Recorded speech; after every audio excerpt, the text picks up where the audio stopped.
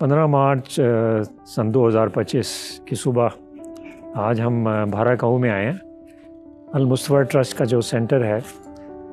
کیونکہ جو ہمارا پروگرام ہے سکینہ ہیلتھ فاؤنڈیشن کا، تاکہ پورے پاکستان میں جو دور دراز علاقے ہیں وہاں تک ہم ان عورتوں تک پہنچے ہیں جو کہ بچہ جننے کی عمر میں ہیں، ریپروڈکٹیو ایج گروپ میں ہیں، تاکہ ان کی زندگی کو کیسے محفوظ اور صحت مند بنایا جا سکے۔ پاکستان میں maternal and child mortality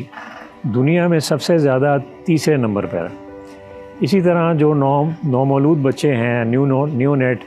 in کے مرنے کی جو شرح ہے وہ بھی دنیا میں سب سے زیادہ تیسرے نمبر پر ہے۔ اس کی وجہ یہ ہے کہ جو ہمارے ہاں جو غیر محفوظ ڈیلیوریز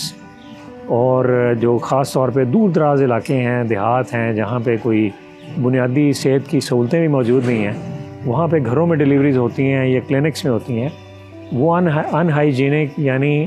صفائی کے اصولوں کے مطابق نہیں ہوتی، جس کی وجہ سے ماں اور بچے دونوں کو انفیکشن ہوتی ہے اور ماں کا خون بھی زیادہ ضائع ہوتا ہے انیمیا کی وجہ سے۔ تو سکینہ کیئر کے ذریعے، سکینہ ہیلتھ فاؤنڈیشن کے ذریعے ہم یہ کوشش کر رہے ہیں کہ ان ماؤں تک پہنچا جائے، ان کی جو حمل کا دورانیہ ہے اس دوران ان کا چیک اپ ہو، تاکہ اگر خون کی کمی ہے تو اس کے لیے فری فیرک کاربوکسی مالٹوز انجیکشن ہم فری دے رہے ہیں، تاکہ ان کی خون کی کمی جو ہے وہ دور ہو جائے۔ اور اسی طرح جب ان کا ڈیلیوری کا وقت قریب آتا ہے تو اس میں ہم ان کو کلین برتھ اٹینڈنٹ کو دیں، دائی، آیا یا جو مڈ وائف ہے، LHV ہے، تاکہ ان کی جو ڈیلیوری ہے وہ محفوظ ہو اور ہائیجینک کنڈیشن میں ہو، اور ماں اور بچے کو انفیکشن سے اور خون زیادہ ضائع ہونے سے ہم بچا سکیں۔ تو یہ اسی سلسلے میں آج ہم یہ اسلام آباد کا جگہ جو بھارا کا ہوا ہے وہاں المصطفیٰ ٹرسٹ سینٹر میں آئے۔ میری آپ سب سے گزارش ہے کہ اس اہم مشن میں، اس تحریک میں آپ ہمارا ساتھ دیں۔ تحریک میں کیوں کہتا ہوں؟ اس لیے کہ اس کا شعور پورے معاشرے کو دینا کہ جو عورت ہے اس کی ہم نے کیسے حفاظت کرنی ہے، اور خاص طور پہ حاملہ عورتوں کی ہم نے کیسے حفاظت کرنی ہے، کہ ان کی صحت کا ہم نے خیال کرنا ہے تاکہ وہ بھی محفوظ رہیں اور آئندہ آنے والی ہماری نسلیں بھی صحت مند پیدا ہوں۔ اس میں کالجوں کی بچیاں ہیں، اسکولوں کی بچیاں، ان کو شعور دینا کہ ان کی آئندہ زندگی میں جب شادی کے بعد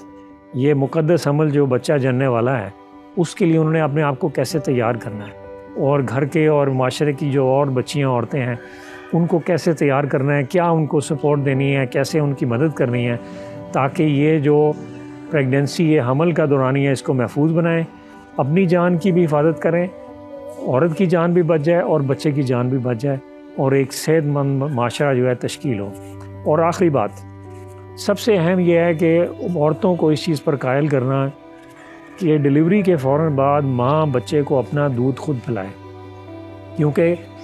پوری دنیا میں یہ ایک ہے، اور اسلام ہمیں حکم کرتا ہے، قرآن پاک میں اللہ کا حکم ہے جس کا مفہوم ہے کہ عورت اپنے بچے کو 2 سال تک دودھ پلائے۔ تو اگر ماں اپنے بچے کو دودھ پلائے گی تو وہ انفیکشن سے بھی بچ جائے گا، 10 یا سال سے بھی بچ جائے گا، جس سے بچوں کی ڈیتھ ہوتی ہے، اور بچہ صحت مند، اچھی عقل اور سوجھ بوجھ کے ساتھ اس پروان چڑھے گا۔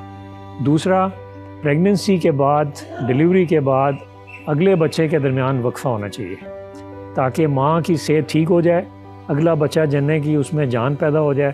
اور آئندہ بچہ جو ہے وہ بھی صحت مند پیدا ہو۔ ورنہ اگر ڈیلیوریز کے